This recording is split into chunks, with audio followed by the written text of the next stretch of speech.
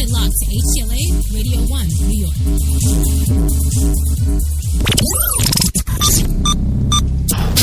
This program is intended for mature audiences only. If you have any homicidal or suicidal feelings, please consult a doctor before listening to this program. Of course, we've got the one and only Jenny McCartney in the booth, the social media goddess herself, pushing those buttons, making the show go again today. And, the co-hosts. I guess we'll go with the co-hosts. We got some of those, of course, coming to us live via satellite, as always, from his perch, I guess, high atop the Mill Bay Studios in beautiful Mill Bay, British Columbia, Canada, is the one and only Louis Lawless. Yes, high atop there. Are you there, Louis? You know how to spell my last name on the check, right? It's Louis Lawless. Yes, we got that. Don't worry. Oh, can we cuss? Can I cuss as I always do on the show? Now you go right ahead, sir. We've got you covered. It's about fucking time. Move on. All right. And also joining us from his wonderful, beautiful, stately, I must say, apartment in Manhattan here in the big city is the one, the only, what's his name again? Oh, yes, Gilbert Godfrey. Are you ready, sir? What the fuck? Huh? Okay. I'm ready. Good. All right. Yes.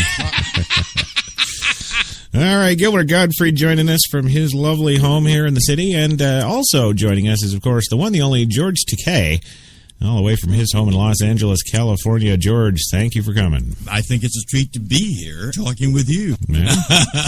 There you go. And thank you. That's awesome. Is this thing on? Uh-huh. Yeah. It's on. Is this on? Is this on? I can't tap it. I would tap it, but I won't do that. So. There you go. Well. Right. Only one, Meeps. That's us. The only one, HTLA Radio 1 New York, and you're here and you're listening. And this is Straight Talk. And, yeah, we've got 90 minutes of springtime in the city stories for you tonight. And, lots of social injustice stories. I'm in the mood for ranting. We said we weren't going to do a rant show, but here we are. And it's going to turn into a rant show. It is, yes. I can't help but be angry about the stories. You know, there's just too much to be excited about. And everybody's got to bring us down with all this stuff. Stupidity. That's right. And, well, we'll talk about that, too, because we've got a great show coming up for you that we've got in development for a little while now, and we're going to launch that Wednesday, and we'll talk about that a bit later. That's pretty exciting. That's called The Spotlight with Kate and Crash. Absolutely. And tonight, a bit of a free-for-all. We're going to tear it up for you on tonight's Straight Talk. Everything from the day's events to some politics goodiness and the struggle, of course, to maintain home and work. We'll get into it all tonight. Professional businesswomen that I talk to, they do the work, but it's just the corporate work, and they think that's enough because, damn it, I've just put 12 hours a day in today in my job, and right. They feel deserving of something else, not to come home and take care of the kids, and not to come home and take care of the husband, and not to come home and take care of anything else. Right. It's time for them to kick their feet up now and go hit the bars and relax or something because they've earned it. Right. And I'm here to say that as a man, we do that all the time. We always have. We go out and work our full-time jobs or more. Right. And we come home and we're still expected to be the dad. We're still expected to help the kids with the homework. We're still expected to have activities and stuff with our family and have that interaction and put that time in. Sure. Maybe that's why we get 100% of our pay instead of 70% of our pay. Right. Right. Well, you're not... Well, in the tradition now, men are also expected to do half the housework and half of all that stuff, whereas it used to just be before, you know, the garbages and the lawns and all that stuff that you do, the man stuff, you know. So, yes, and unfortunately, in some cases, in a great majority of the households now, more often than not, the women are working, and, you know, I have so many, you know, friends that I know that their husbands take care of the kids and drop the kids at school and do the school activities and do the projects and wash the clothes and do all that. Yes, but with that comes the dreaded beta male, because there's not a single one of those men that I have met that I would look up to in battle. No, of course not. And to our thinking, to our thinking. And while it took us years in practice, it was an ideology that we shared from the moment that we met anyway. Yeah. The whole, that was our vision for what the ideal family was.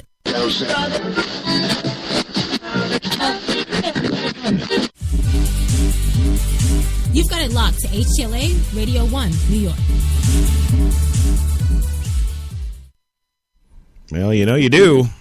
Yes, you do. Well, good morning, good afternoon, good evening, or whatever it may be to you, indeed. It is 2 p.m. Eastern. Yes, I know, that's a little strange, isn't it? But it is time for your coffee and cigarettes on HTLA Radio 1, New York's best talk. Of course, for the Tuesday Espresso for this Tuesday, the 14th of April, 2015. 64 degrees right now in Central Park, and it's cloudy, but hey, that's okay. It's still above zero, and lately for New York, that's a good thing. What do we got on the show today? All kinds of good stuff, actually. Today on the big show, the Pentagon says ISIL and ISIS has been pushed out of 25% of their territory, while a man volunteers for a full head transplant. Maybe there is hope for Hillary after all. And speaking of Hillary Clinton goes completely unnoticed in an Ohio Chipotle restaurant. And nobody knew. And of course, Yemen's al-Qaeda branch says one of their top clerics has been killed. The war is over. Well, no, it's not. But hey, what are you going to do?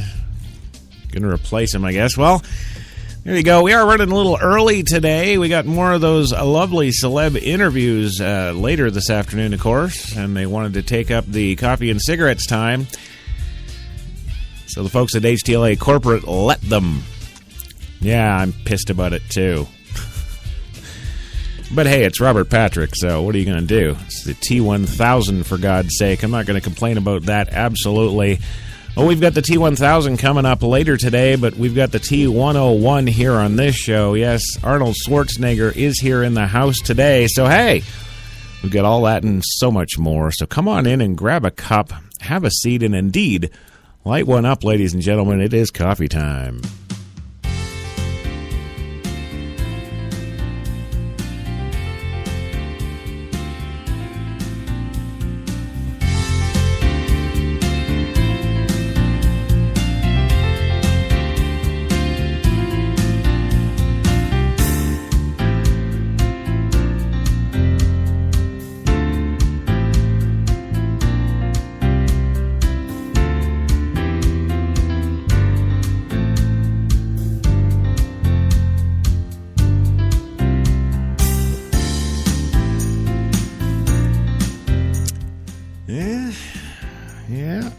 There it is, right there, ladies and gentlemen.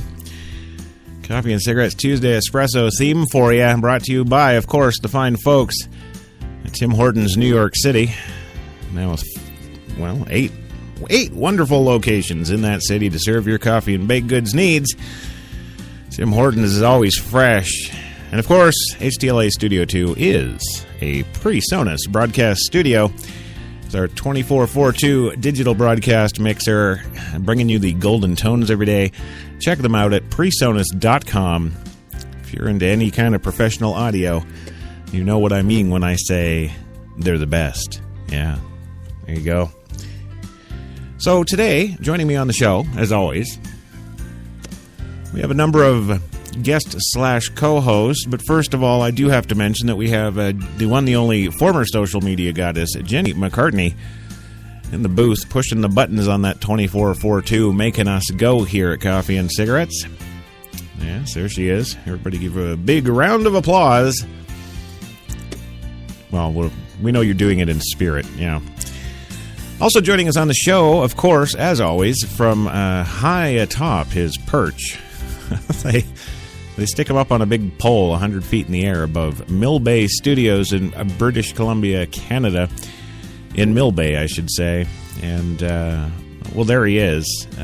Louis, the one, the only, Louis Lawless. Are you there, sir? It's just life, and I love doing it. I love doing these kind of stories anyway. Well, I bet you do. I bet you do. It's a good thing, and I guess the winds are pretty high around the 100-foot mark there. The music is fantastic. Oh, you got to hear it. Well, maybe you can only hear the music when you're that far up a pole, so we'll check that out later, I guess. It's about fucking time. Move on. All right, well, moving on today, of course, we also have, from right here in the city, of course, down in his lovely lofty spread there, the great, yes, the wonderful apartment, is the one, the only, Gilbert, the G-Man, Godfrey. What the fuck?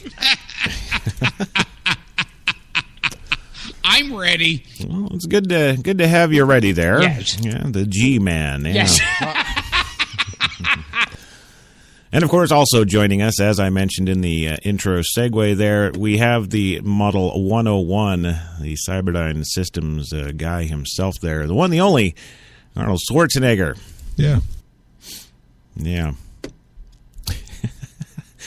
He's programmed to say that. Yes. That's what he's got. And what else do we got? Well, we got all kinds of stuff this afternoon for you here. Yes. Me. Yes. Me.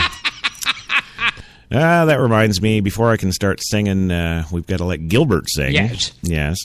Gilbert, insisted that we allow him to sing a little song every day on the show before we get rolling here. So it's time to get rolling, so I guess we better get to the singing.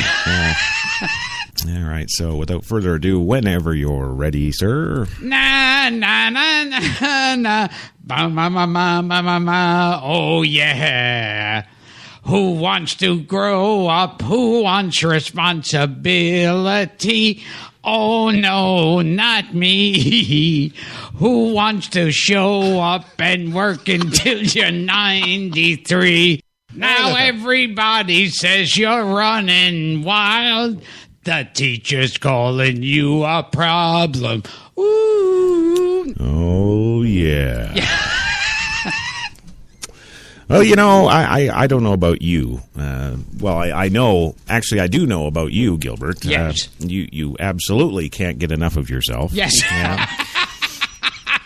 But I gotta say, out of all the guests we've had here over the I guess we're coming on 8 months now on this show. We've had Tom Cruise, Kirstie Alley, yes, Arnold, of course, and Louis. Louis has always been here. He's like the light bulb that you never change.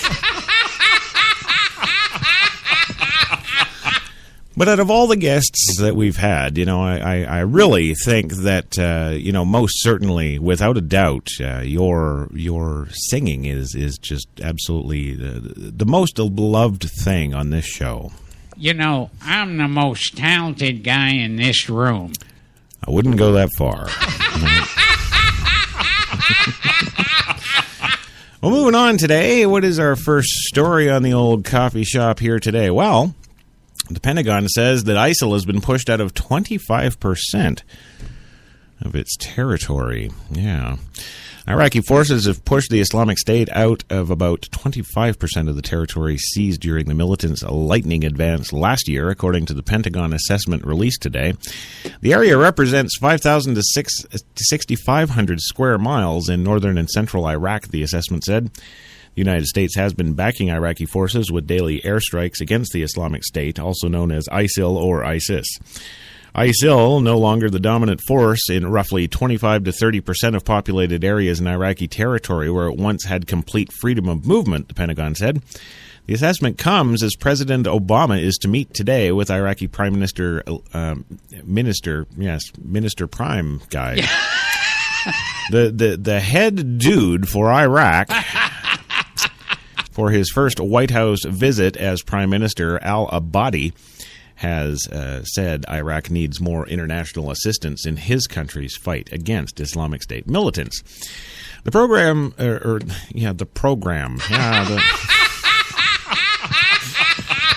Yes, the president is launching his own podcast. Yes.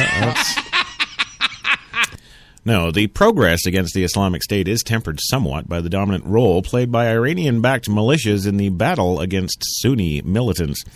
Much of the fighting so far has been conducted by a desperate group of Shiite militias and Kurdish units, and the government's elite counterterrorism forces highlighting the sectarian nature of the fighting. A key element of the U.S. strategy in Iraq is to reduce the role of Iranian-backed militias in fighting the Islamic State there. But the Obama administration is finding it has little leverage with Iraq's government. The Iranians are willing to provide assistance without strings, says Stephen Biddle, a national security analyst and professor at George Washington University. The Iranians have some very big carrots at their disposal. Well, who knew you could grow carrots in the desert? I didn't know that. Yes, well, the Iranians have provided advisors and at times artillery and rocket support for militias that are currently battling the Islamic State. Iraq's government has had to rely on the militias because its conventional armed forces are not yet prepared to take a large-scale offensive.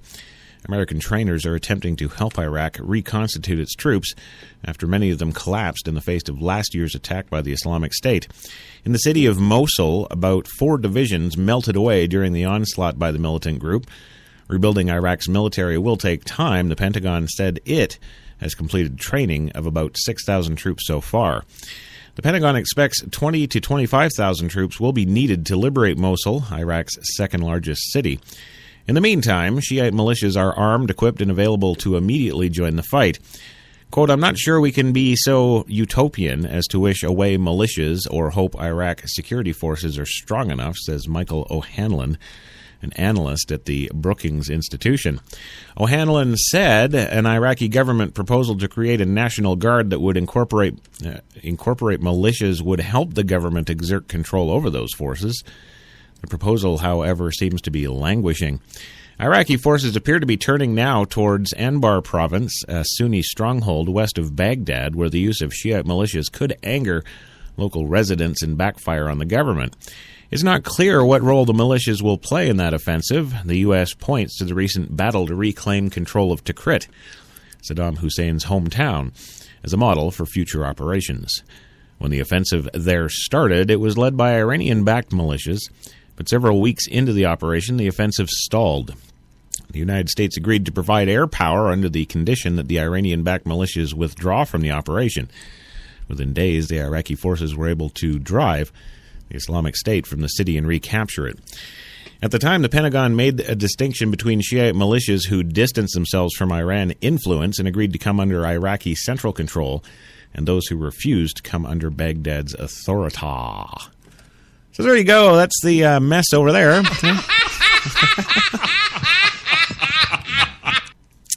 And it is a mess. Half the stuff they say in these news reports, it just doesn't make sense. The Sunnis and the Didis and the Dodos and all these guys, just leave them alone. Let them stay out in the desert. Who cares? If you say that, you get away with it. If I would say that, it would be all over the place. Well, then it's a damn good thing you don't say that. Yes. Yeah. Yeah. There you go. Bullshitters, never keep your mouth shut, always hustling, always looking for something to do and putting things together. That's American. Look how they took the country away from England. Well, you're absolutely right, Louie, and again, with the England thing, I'm not sure exactly what the hell that has to do with anything, yes. But that's okay. We'll let you have it on the show because, hey, we're just sitting around the coffee shop. Well, I don't know what the hell Gilbert's doing with his pants down, but I guess you got to take what you got to take. Yes. Right? Yeah. Well, moving on, there is hope, of course, for the Hillary 2016 campaign now as a man volunteers for the world's first head transplant. Yeah. Yeah, if that goes wrong and they do it enough times, she just might get into the White House. I think you have sharks in both tanks. Yes. Oh, yeah. You got that right. Well, some call it insane. One describes a fate, quote, worse than death, but for a 30-year-old Russian man, whose muscles are wasting away, Dr. Sergio Canavero's plan to transplant a human head is highly appealing to him. I can hardly control my body now, says Valery Spiridonov, a computer scientist with Werding-Hoffman disease. I need help every day, every minute. I am now 30 years old, although people rarely live more than 20 years with this disease. Canavero is an Italian physician, and he says he's received many offers from people willing to undergo the world's first human head transplant, including transsexuals seeking another body.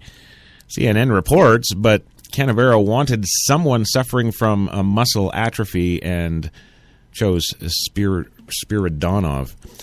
Canavero plans to reveal more about his project, first revealed in 2013 and dubbed Heaven Gemini. In June, at a medical conference in Annapolis, Maryland, he says the operation will require 150 doctors and nurses, many of whom have asked to join the team.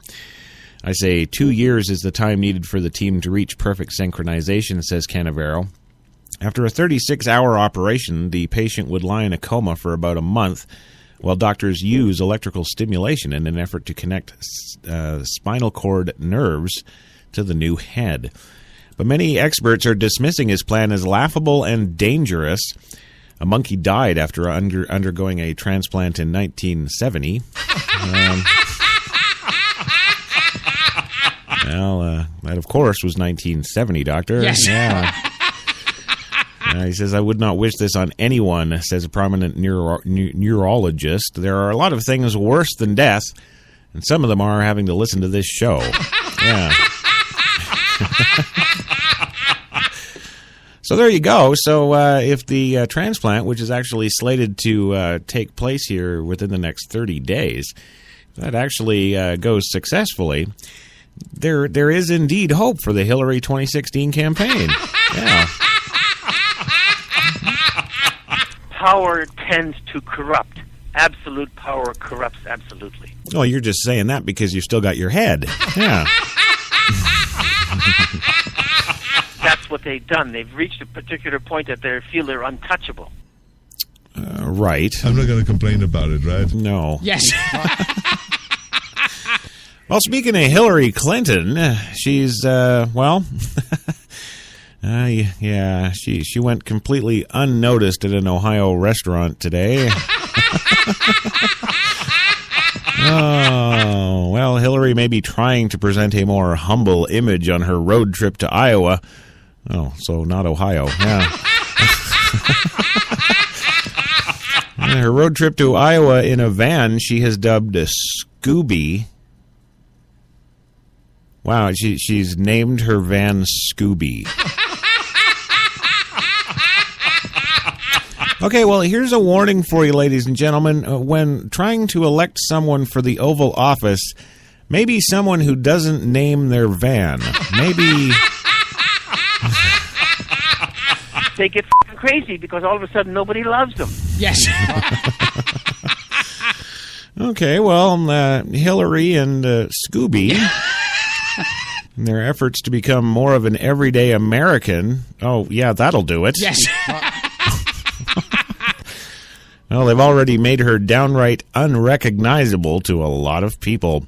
When Clinton popped into a Chipotle in Maumee, Ohio... Really, Mommy? Mommy! And moseyed on over to the counter to order her chicken burrito bowl, she left without anyone in the place giving her a second glance.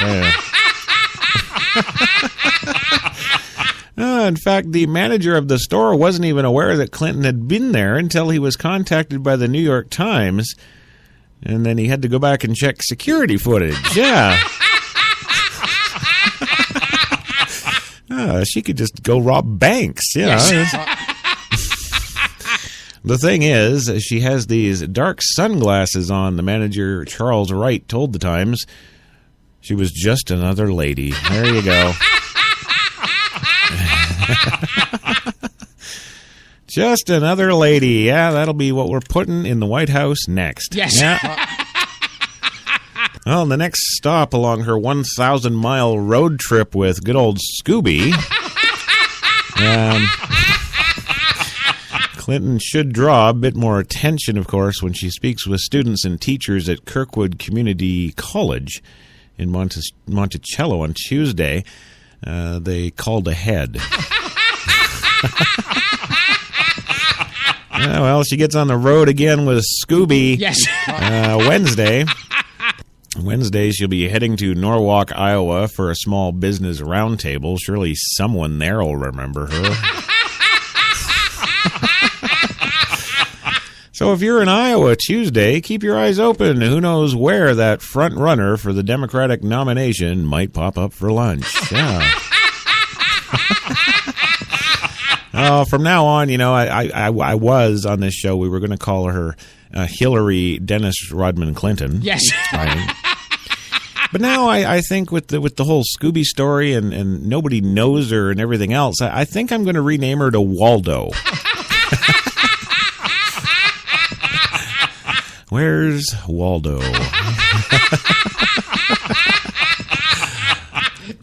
I'd like to have that as my slogan in life. Yeah. Well, Iowa journalists, of course, are doing everything they can for the poor woman. Yes, they're sharing images of Hillary Clinton on Twitter.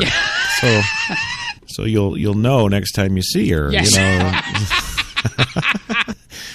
Well, Hillary Clinton is in Iowa today on her first official campaign trip as a 2016 presidential candidate that nobody knows.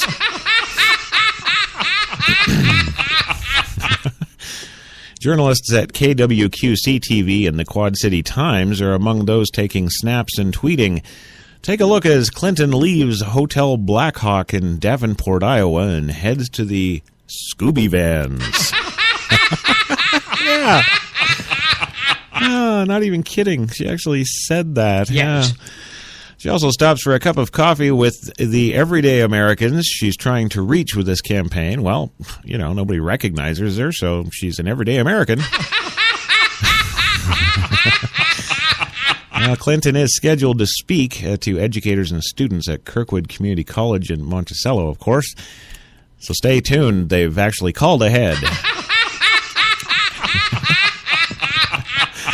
And everybody knows, listening to Coffee and Cigarettes, since we started all those, I'm thinking it's about 8 months ago. Yes. Yeah. Yeah. Like you'd know. Yes. I'm not going to complain about it, right? Oh, God. Well, anyway, if you have been a listener to Coffee and Cigarettes over the past sum of months, yeah, then you're most certainly aware that Obama keeps asking for an additional $200 million for this, yes, and an additional $200 million for that. Yeah. Well, today is no different. Yeah. No, Obama is now asking for an additional $200 million for Iraq.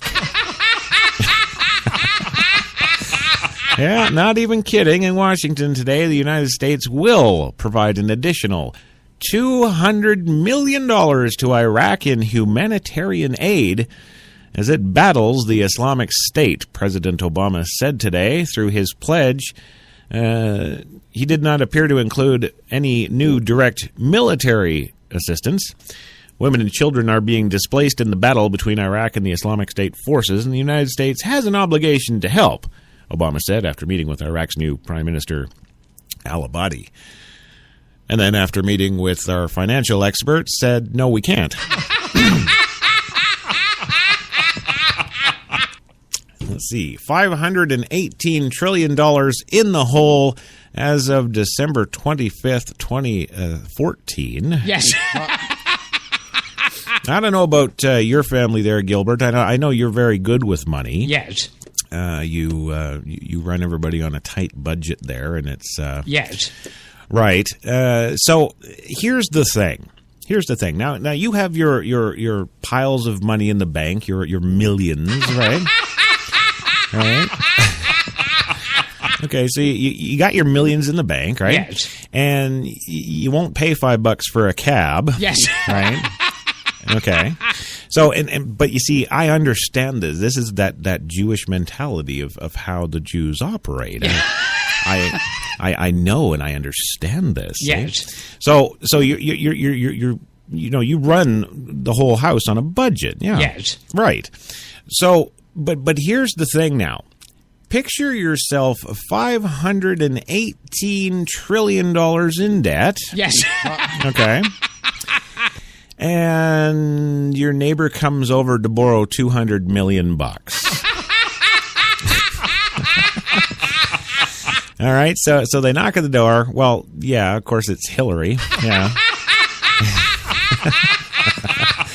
Okay, so she comes over, knocks on the door, and says, "Gilbert, can I borrow $200 million?" Now, are you going to do it? Same thing. What is? Yes. No, I don't know. Yeah. What? What are you going to do? Now, here's a story I'm sure you're tired of talking about, but I'd be remiss in not bringing it up, and that's when you beat up a transvestite. Oh, talk about change the subject. Yeah. Well, we're going to go for our first commercial break on the big show today because I'm 5 minutes late already. Yes. And when we come back, we'll tell you all about, the Obama money giveaway back in 2. You've got it locked to New York's best talk, HTLA Radio 1. What if there was a coffee that was sourced from some of the world's most renowned growing regions? Abundant with rich, fertile soil. What if this coffee was picked at the perfect moment, then packed meticulously and shipped carefully to be roasted under the watchful eye of coffee masters? What if it was expertly blended, ground, and sealed, ensuring maximum flavor and freshness, then brewed in small batches and always served fresh within 20 minutes, just the way you like it? Now, what if this coffee just happened to be the coffee you already know and love? Tim Hortons. Always fresh. Always great tasting coffee. Man, I've been to a lot of places over these past 50 years. Seen the whole true north strong and free. 'Cause I've been everywhere, man. I've been everywhere.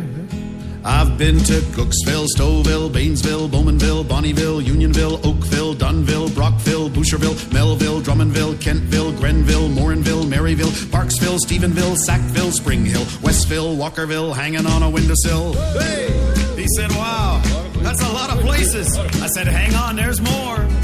I've been to Moncton, Picton, Shannon, Vernon, Stellarton, Hamilton, Nipigon, Nobleton, Yorkton, Brighton, Bolton, Beaverton, Brandon, Edmonton, Walkerton, Wyerton, Granby, Miramichi, Charlottetown, Burnaby, Yellowknife, White Horse, Corner Brook, none of it. I've been everywhere, man. I've been everywhere, man. I crossed the prairies bare, man. I breathed the mountain air. I've traveled, I've done my share, man. I've been everywhere, man. Check it out. Ottawa, Wawa, Mattawa, Chippewa, Moose Jaw, Oshawa. When we arrived at our hotel in New York, the porter was so incredibly careless with our bags. And the room they gave us, it was beautiful. A broom closet. But the worst part was the shower.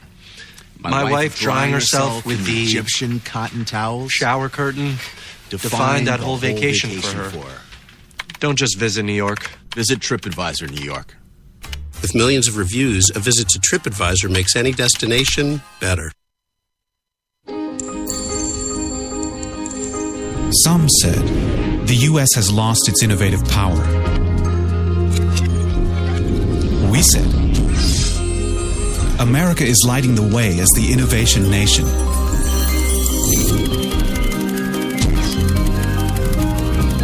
Singular insights, superior execution. That's the power of global connections. Bank of America Merrill Lynch. Voted top global research firm 2011, 12, and 13.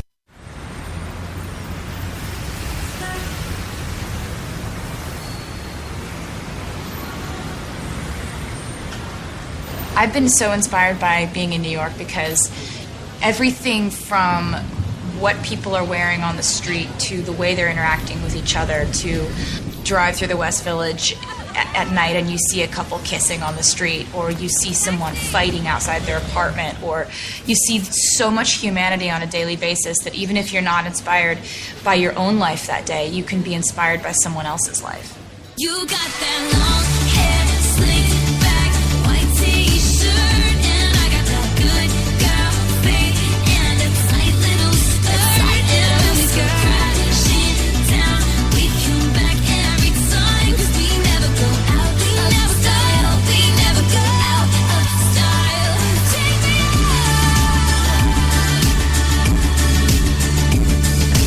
out. There's only one place to get more Taylor.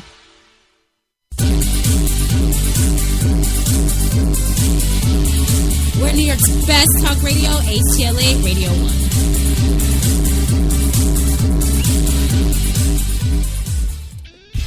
I've been on enough radio shows to know that in the middle of an answer, the guy is like checking the boards and looking over notes and talking to other people. Yes. See? Now you're impressed. Yeah. Why? You're not doing it. Well, it's just I went way beyond my dreams. I mean, I had dreams to win the world championships in bodybuilding as more often than anyone else, and to become the best of all times. Oh yeah. And then I wanted to get into movies, but I was thinking more like to do what the predecessors did, like to do Hercules movies. And then I had no idea that I'm going to go as far and actually do action movies and the comedies and the rock, and so many different types of films, and to do as many films, and then to get into politics. And that was definitely not part of my dream. True. True. I guess that is. Yeah. Do you take a breath when you talk? I don't know how you. Never mind. Moving on. You're, of course, listening to the Tuesday Espresso on HTLA Radio 1, New York's best talk.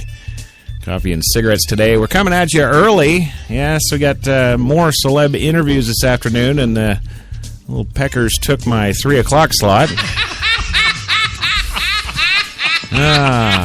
Yes. But hey, it's Robert Patrick. Yes, the T-1000. Yes. Yeah.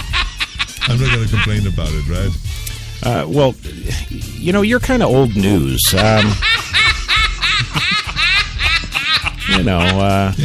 Yeah, you are. I think you have sharks in both tanks.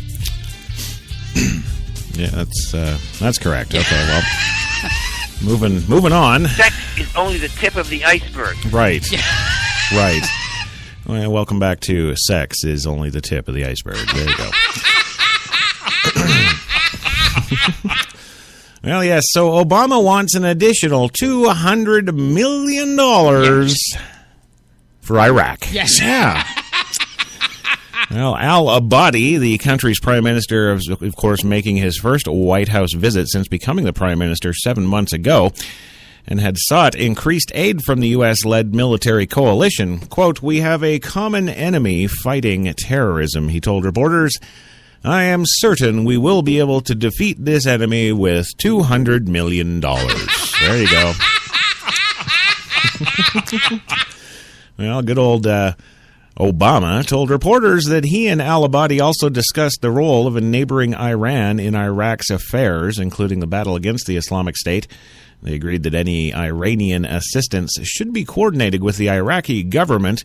The president told reporters, quote, "All foreign assistance has to go through the Iraqi government," Obama said. "That's how you respect Iraqi sovereignty." Well, that and giving them $200 million. Yeah. Al-Abadi said it is critical for all anti-ISIS fighters to be brought under control of the Iraqi government, an apparent reference to Iran-backed Shiite militias. Not that we'd know. Well, Obama also said that Iraqi forces backed by U.S. airstrikes continued to reclaim land from the Islamic State, known as ISIL or ISIS. But he said the overall battle will be a long process and success will not occur overnight. He added, but what is clear is that we will be successful. There we go. That reminds me of the mission accomplished speech from President Bush. Yes. Yeah. Well, al-Abadi told reporters yesterday that U.S. airstrikes and its training of Iraqi forces have helped roll back the Islamic State, but, quote, we want to see more, end quote. More. That's, of course, more money. Yes. There we go. Well, facing major budget problems, the Iraqi leader also is seeking financial assistance, of course, from the United States, who are completely bankrupt. White House spokesman Josh Earnest said Monday, if I don't get my paycheck this week, you're done. Okay, that's not what he said. That's not what he said. Yes. What he did say, however, is that if there are specific ideas that Prime Minister Abadi has for some stepped-up assistance, then we'll obviously consider them seriously. The White House schedule said the two leaders discussed a range of issues, including the continued U.S. support of Iraq to degrade and ultimately destroy ISIL. Other topics, according to the schedule, the government Iraq's actions to address the needs of the Iraqi people and to strengthen cooperations between all communities in Iraq, and advancing a broad U.S.-Iraqi partnership through expanded political, commercial, and cultural relations under the U.S.-Iraq Strategic Framework Agreement. Price tag, $200 million. There you go. Well, the U.S. has been conducting airstrikes for free. Yes. Against Islamic State positions in Iraq and Syria. Backed by those strikes, Iraqi forces have allied with Shiite militias recently and recaptured the city of Tikrit, hometown of former Iraqi dictator Saddam Hussein. Took that from the Sunni militants. The majority of Iraq's population is Shiite, while Tikrit and Anbar province are dominated by Sunni Muslims. The administration is more favorably disposed to al-Abadi than his predecessor, Nouri al-Maliki. While in Washington, the Iraqi leader who is seeking financial help is cash-strapped government. He will visit officials of the World Bank and the International Monetary Fund, as well as members of Congress? How would that meeting go? Oh, yes, very nice to meet you. Very nice. Oh, yes, and could I have $200 million? Yes. See, Gilbert, it's not that different from Hillary just coming over to borrow a cup of sugar. Yes. Yeah, it's pretty much the same there. I remember being on your radio show in Chicago. Yes, we're going to do this again, I see. Yeah, and I remember we hung out afterwards and had a wild time. Right. That was completely all your idea, by the way. And I remember, too, when we were in the alleyway, pants zipped up. Right. There was this one, sleazy-looking guy who walked by, who was staring at us, and you turned around, and, he was what? What's your problem? And you said, you don't give a shit. Right. Yes, thank you very much. Yes. I don't know what to do with you, And I remember, and this is why I feel I have a real connection with you, because in the alleyway, when that's the beginning, yeah, she bent over in the alleyway, and you inserted yourself, and then she started to blow me, and my erection was kind of a semi-erection because I kept looking at you. So when you're standing there trying to get a blowjob and looking at really hard. Oh man! And then I remember I had a hotel room, of course. So we both went up there. And you went first. Of course. You are my opening act. No, I'm your hero. That's. Let's get that straight. I'm your hero there. Well, thank you for that wonderful Disney story. That's certainly something. I speak my mind all the time, and they may like it, but then I know that as a whole, I have done a great job. As a whore? Yeah. Okay, well, you know what, Arnold, I'm just going to let you have that and just leave that the way it is because I don't want to get my hands dirty. I don't.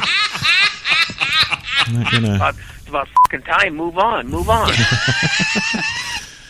All right, well, moving on the old program here today. Our next story up for bids on the, I guess the coffee and smoke is right. Yeah. 5 years later, there's still no final word on the total damage of the BP oil spills or their effects. From Shell Beach, Louisiana today, Brad Robbins says there's no doubt that the BP oil spill has caused lasting damage to the Gulf Coast. The 60-year-old oysterman has watched the annual harvest fall 75% in the last 5 years. It used to cost him about $200,000 a year in materials to build the oyster beds that his living rests on. Now he spends closer to $1 million, but hasn't seen it pay off. Well, maybe you should go to the White House because Obama's got. I'm sure he's got to have another place to dump another $200 million.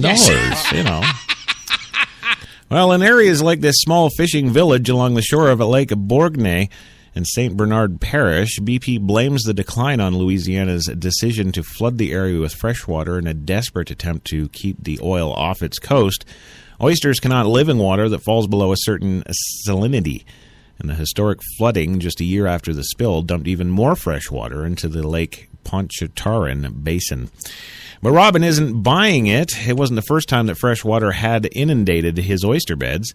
I'm not a scientist. I'm not a biologist. I'm an oyster fisherman, he said. I can just tell you that what I did for 40 years, it grew before. It's not growing now, and we've only had one other difference. That difference was, according to Robin, the millions of barrels worth of oil that washed up along the Gulf Coast for months after the spill, remnants of which keep showing up from time to time in the form of tar balls. A measly oyster haul is not the only sign that has raised questions about the Gulf's health. After 5 years, the Deepwater Horizon rig exploded, killing 11 men and spewing oil into a delicate ecosystem unabated for 87 days. More than 1,000 bottlenose dolphins have washed up dead in the northern Gulf in the past few years. Brown pelicans and laughing gulls have died off in unusual numbers as well. Red snapper populations fell to historic lows, and one study last year reported that a 1,250 square mile bathtub ring of oil particles still remained on the sea floor.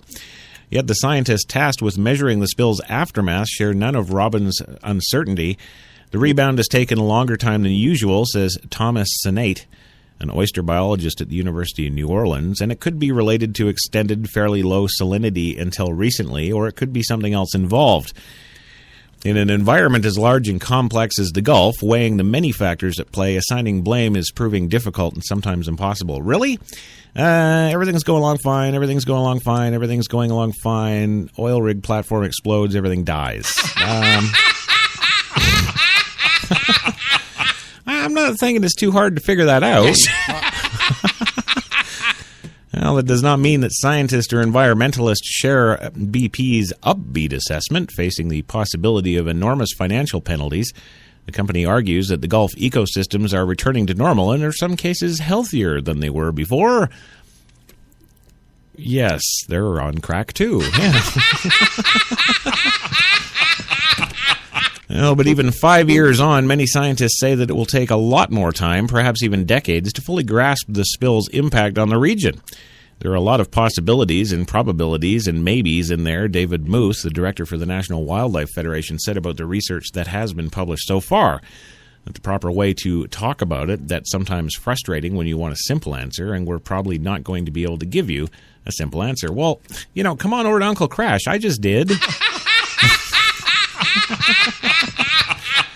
Yes, and now the tale of the disappearing cat island. Yes. The other week, Moose led a group of reporters on a trip to Cat Island in Baratara Bay. It was hit hard during the oil spill and became a familiar backdrop for ubiquitous images of oiled pelicans. In some ways, Cat Island is also emblematic of the attempts made so far to assess the long-term damage.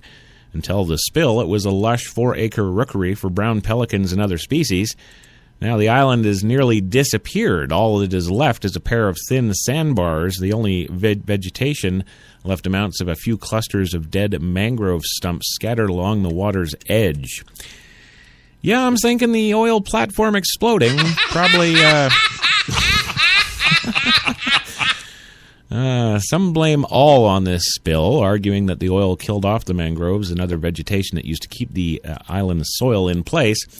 Erosion has completely erased another island that used to sit across Cat Bay to the west, another vibrant bird habitat that has now completely vanished. But, as usual, attempts to assign blame are so far incomplete. Cat Island had already been shrinking when the spill happened, a victim of the coastal erosion that's become Louisiana's most pressing environmental emergency. A century ago, it stretched for nearly 300 acres. It's not exactly rocket science to predict that if you kill marsh grass, you're going to have a faster rate of erosion, Moose said. But in terms of building a case in court, you actually have to go out and do the studies to prove that. In the meantime, BP has been aggressively pursuing its own side of the case, insisting court filings and public statements that are mostly back the normality in the Gulf, if not better than before.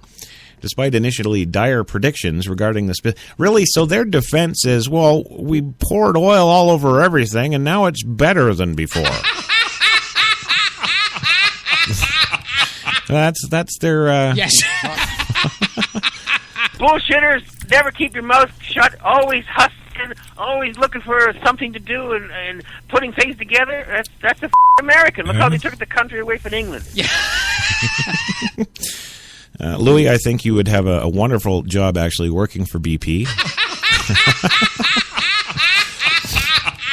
I think you would do well there.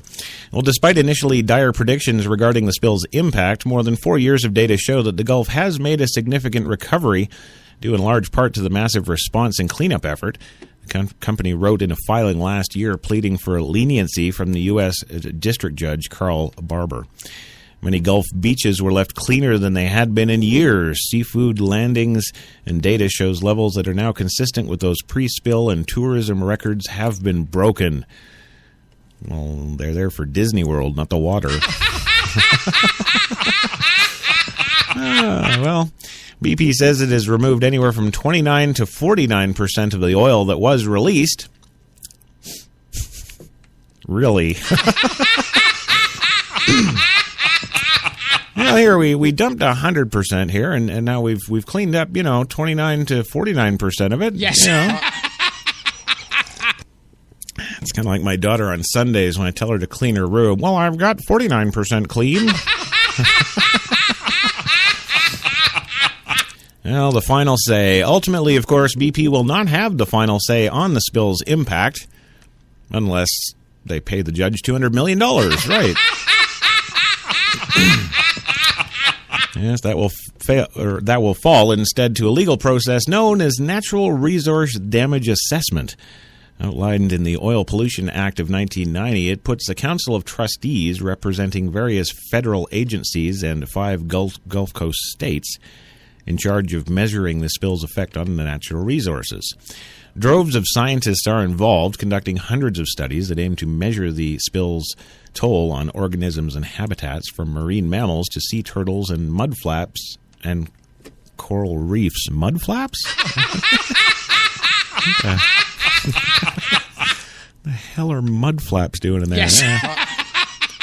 Well, already BP has set aside more than $1 billion to fund these studies and various early restoration projects. The findings they come up with are expected to cost the company billions more.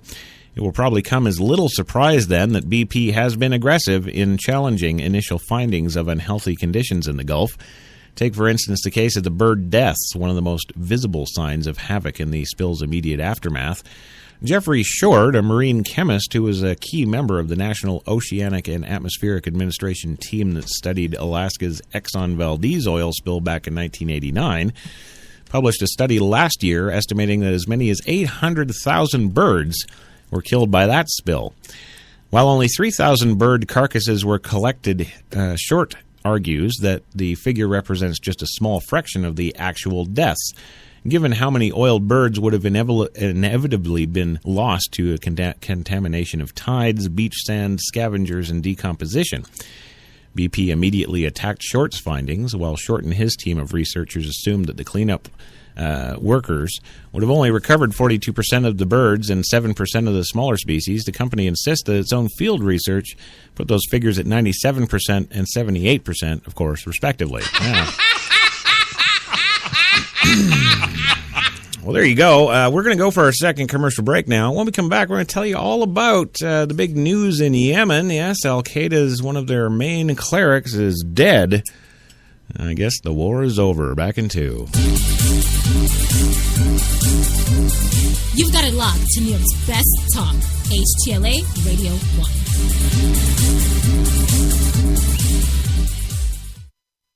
Man, I've been to a lot of places over these past 50 years. Seen the whole true north strong and free. 'Cause I've been everywhere, man. I've been everywhere. I've been to Cooksville, Stouffville, Bainesville, Bowmanville, Bonnieville, Unionville, Oakville, Dunville, Brockville, Boucherville, Melville, Drummondville, Kentville, Grenville, Morinville, Maryville, Parksville, Stephenville, Sackville, Spring Hill, Westville, Walkerville, hanging on a windowsill. Hey! He said, wow, that's a lot of places. I said, hang on, there's more. I've been to Moncton, Picton, Shannon, Vernon, Stellarton, Hamilton, Nipigon, Nobleton, Yorkton, Brighton, Bolton, Beaverton, Brandon, Edmonton, Walkerton, Wyerton, Granby, Miramichi, Charlottetown, Burnaby, Yellowknife, Whitehorse, Corner Brook, Nunavut. I've been everywhere, man. I've been everywhere, man. I crossed the prairies bare, man. I breathed the mountain air. I've traveled, I've done my share, man. I've been everywhere, man. Check it out. Ottawa, Wawa, Mattawa, Chippewa, Moose Jaw, Oshawa. It could be 7 in the morning. Or 10 at night. In Chilliwack, BC. Or St. Peter's, Nova Scotia. It could be Michelle. Or Mark. Or Jen. But whenever, wherever you order that cup of Tim Hortons Premium Blend Coffee, You know that it's always fresh. From Newfoundland and Labrador to Vancouver Island, Tim Hortons, a coffee all our own. You walked into the hotel as a 5. But when she saw the room, you turned into a weird 7. When she saw the rooftop pool, you went to 11. You two should probably get a room. Oh, that's right. You already did. At Planet Earth's #1 accommodation site, Booking.com. Booking.yeah. Some said the U.S. has lost its innovative power. We said America is lighting the way as the innovation nation.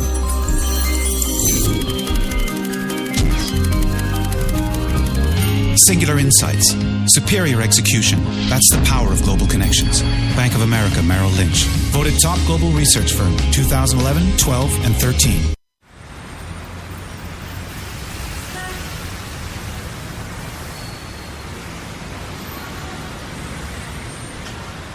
I've been so inspired by being in New York because everything from what people are wearing on the street to the way they're interacting with each other, to drive through the West Village at night and you see a couple kissing on the street, or you see someone fighting outside their apartment, or you see so much humanity on a daily basis that even if you're not inspired by your own life that day, you can be inspired by someone else's life.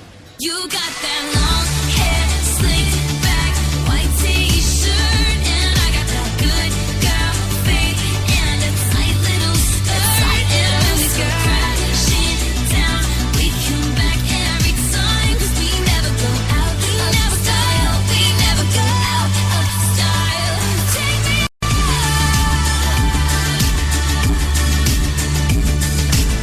There's only one place to get more Taylor.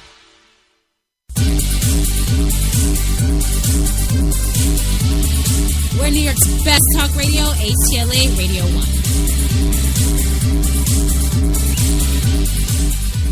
1. There's only one place to get more Taylor, and that's right here at HTLA Radio 1, at New York's best talk. Don't listen to Taylor Swift. She's an idiot.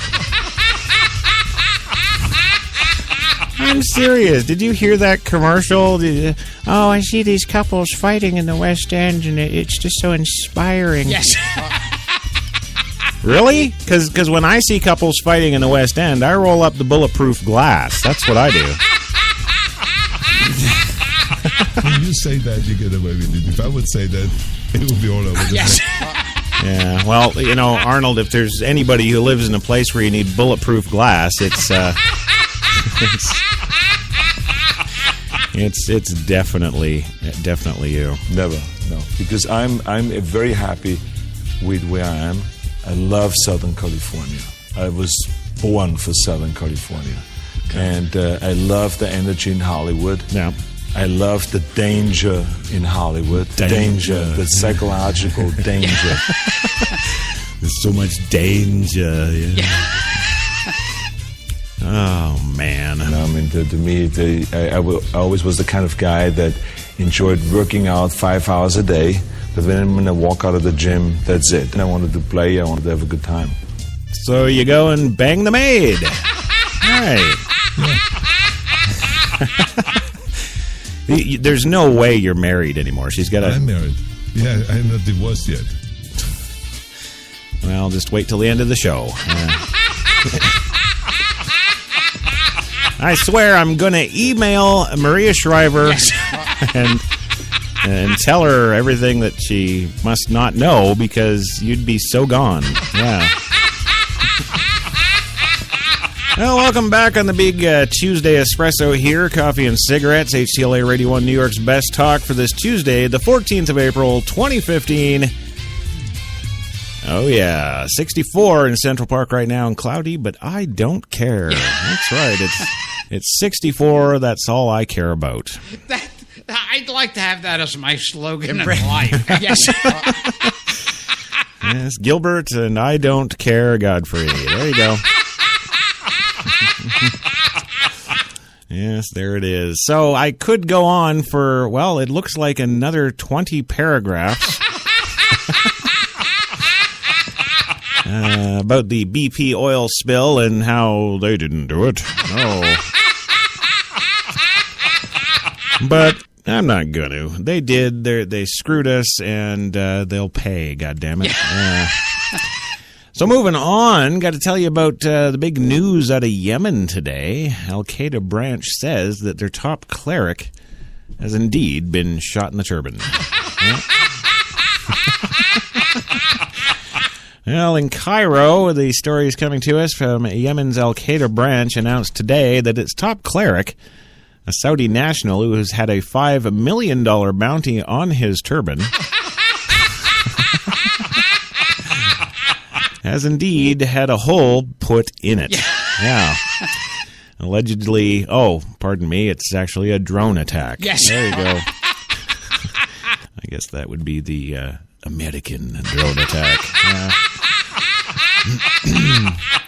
Well, Al-Qaeda said in a statement posted, of course, on Twitter, that Ibrahim al-Rabayesh was killed, along with another unnamed members of the group, by a drone last Sunday. The statement did not specify a location of the drone attack. Yemeni and U.S. officials had no immediate comment on the claim. Al-Rabayesh, believed to be in his late 30s, was released from Guantanamo Bay in 2006, after which he joined al-Qaeda in Yemen. He was considered the group's main ideology and theological advisor, and his writings and sermons were prominent in its publications. Last year, he hailed the seizure of large swaths of land in Iraq and Syria by al-Qaeda's rival, the Islamic State group. Quote, "I ask God that efforts are untied to target the enemies of the religion," he said in a video on YouTube. Well, if the drone attack is indeed confirmed, it would be the first use of unmanned aircraft since Yemen sank further into turmoil last month, prompting a Saudi-led coalition to launch airstrikes on March 26th in an attempt to halt Yemen's Shiite rebels known as Houthis, who have taken over much of the country. The Houthi advance has also forced Yemen's Western-backed president Abed Rabo Mansour Hadi to flee the country as his government crumbled. U.S. officials have said the collapse of Hadi's government could undermine Washington's counterterrorism strategy against al-Qaeda's branch in Yemen, known as al-Qaeda in the Arabian Peninsula. I guess that's AQAP. Yes, there's Khorasan Group, ISIS, ISIL, and now AQAP. There you go. Washington considers the branch to be the most powerful in the terrorist network. Really? I've never heard of a QAP before. Well, in late March, about 100 U.S. military advisors withdrew from the Al-Anad Air Base, where they have been leading the U.S. counter-terror efforts in Yemen.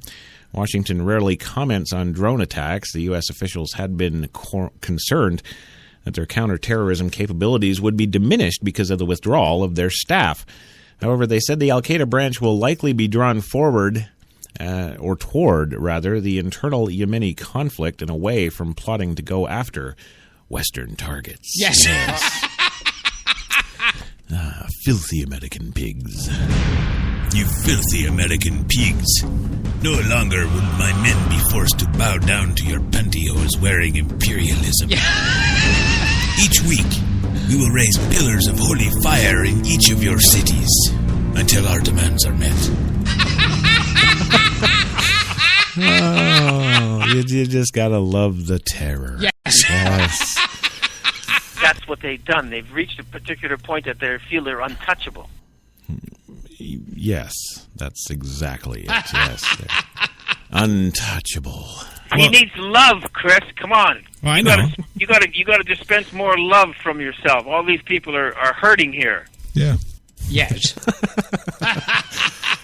Okay, well, al-Qaeda is a staunch rival of the Shiite rebels and has already waged a number of attacks against their advances. U.S. officials also said that CIA drone strikes will continue and that there will be fewer of them due to budget cuts.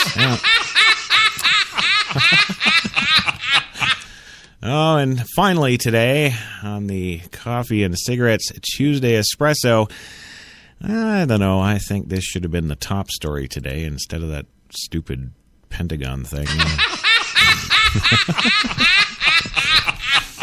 Well, there's a suit to purge under God from the Pledge of Allegiance, of course, and that lawsuit is over today.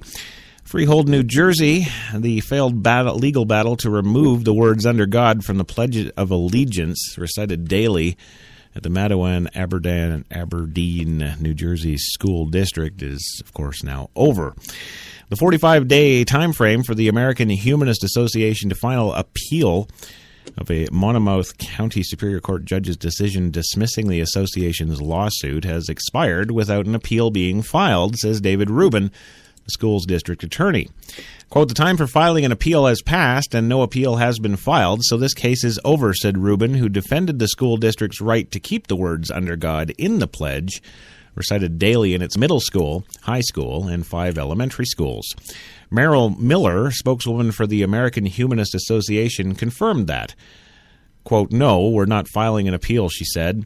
The American Humanist Association, an organization that works to protect the rights of atheists and other non-religious groups, filed the lawsuit last year on behalf of an unnamed family with a child in the school system. The lawsuit claimed that the practices of acknowledging God in the pledge discriminated against atheists in violation of New Jersey's Constitution. Superior Court Judge David F. Bauman in February ruled that it did not, after the school district went to court to get the lawsuit dismissed. Rubin said that he had expected an appeal of Bowman's decision. Well, we're pleasantly surprised, he said. We had anticipated this group intended to make a test case out of this and send it up to the appellate ladder. Rubin argued in court last year that the school district was merely following a state law that requires recitation of the Pledge of Allegiance in the state's public schools. He also argued that the law does not violate the Constitution because it does not require individual students to participate in reciting that pledge.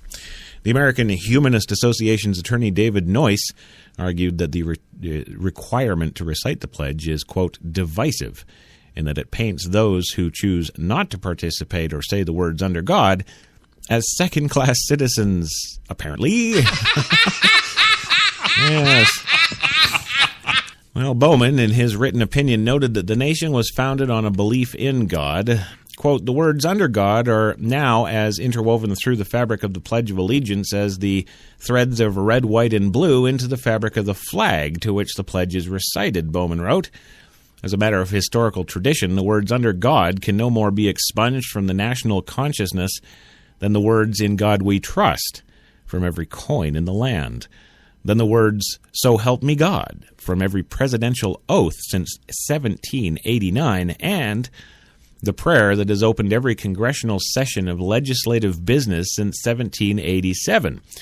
He said the pledge in its historical context has never been viewed as a religious exercise, but one that transmits, quote, core values of duty, honor, pride, and fidelity to the country. The American Humanist Association had noted in its suit that the pledge did not always contain the words under God and that the words were being added during the McCarthy era. Bowman's ruling represented the second time that the state court thwarted the American Humanist Association's attempts to remove under God from the pledge. Get the hell out of here. Go somewhere else, you PC and bitches. There you go. Oh. Well, that's it, ladies and gentlemen. It's 3:07. I'm already late. I got to get out of here and go interview some T-1000s. Yeah. Yes, Robert Patrick coming up on a special Straight Talk tomorrow, talking about his new film, The Road Within, which looks like it's going to be up for a couple of Academy Awards, so don't miss that one. It's opening at theaters Friday, the 17th, so be sure to check that out. As always, thank you, Louie, for being here. It's great to have you here, as always, and I couldn't be more happier. Oh, my God, he's becoming black. I like it. Do a little rap here, too. I don't know what the hell you mean, my friend, but thanks. Yes. There you go. Also, Gilbert, thanks for being here and kicking me in the balls. Thank you for listening and support the show for the love of God. Yes, well, soon, just a few more of these celeb interviews and I won't need you anymore. And, of course, the one, the only governor of California, former governor of California, former awesome action movie star, hero... And the old school Cyberdyne Model 101, thanks for being here today. Absolutely. Thank you very much, and I'll be back. That's what you think. Your wife's going to get my email, and that'll be it. Yes. And to the rest of you, all you fine listeners out there, thanks for checking out the show today. Be sure to check out the show tomorrow at our regular time, 3 p.m. Eastern. We should be back there if I can get these celebrities to leave me the hell alone.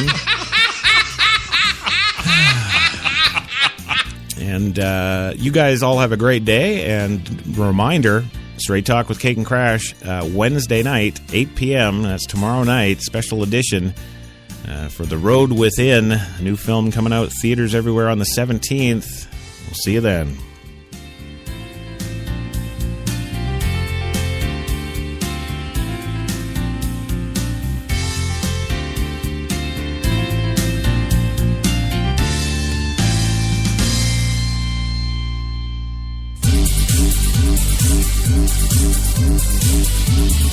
We're New York's best talk radio, HTLA Radio 1.